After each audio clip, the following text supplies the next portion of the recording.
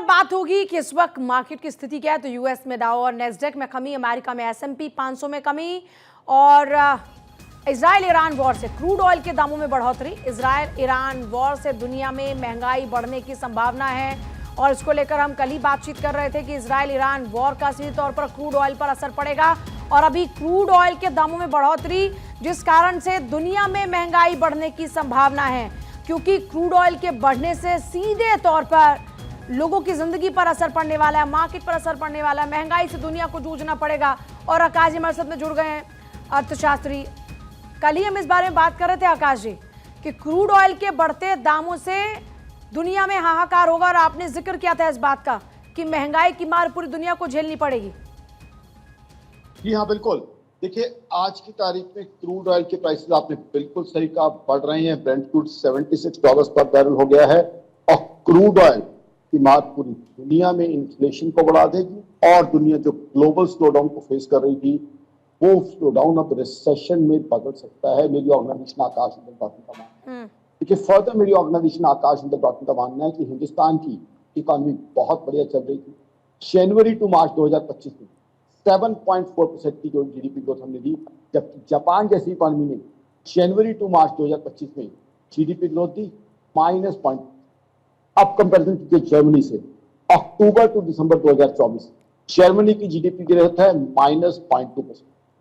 UK की GDP growth सितंबर और अक्टूबर 2024 की है -0.1%। हिंदुस्तान प्रधानमंत्री नरेंद्र मोदी साहब और उनकी टीम की गाइडेंस के अंदर, लीडरशिप के अंदर बहुत बढ़िया तरक्की कर रहा है। ये डेटा बता रहा है, ये आकाश डॉट इन नहीं, ग्लोबल डेटा बता रहा है। बट अब ये जो इंटरनेशनल डेवलपमेंट्स हैं, जो जियोपॉलिटिकल रिस्क है, इजराइल ईरान वॉर, वो हिंदुस्तान की इकोनॉमी के लिए भी नुकसान पैदा कर सकते हैं, क्योंकि ब्रेंट क्रूड इस लेवल पे रहता है।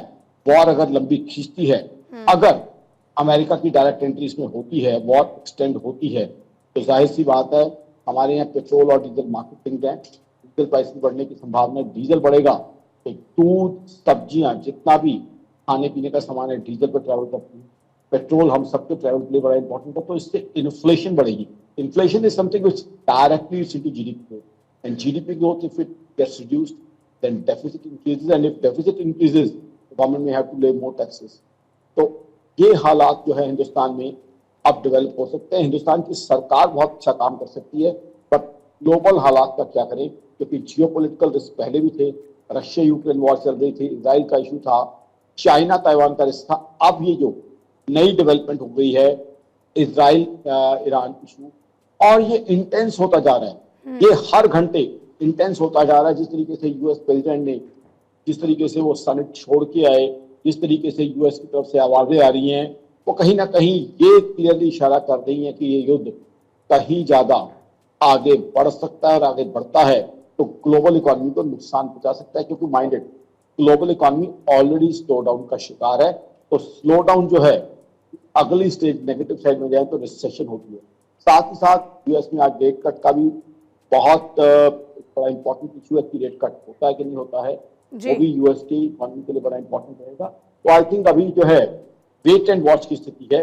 We have to keep our fingers crossed and keep on waiting and I mean we must wait and track things how things are I mean play out. बहुत शुक्रिया सर इस पूरी जानकारी के लिए।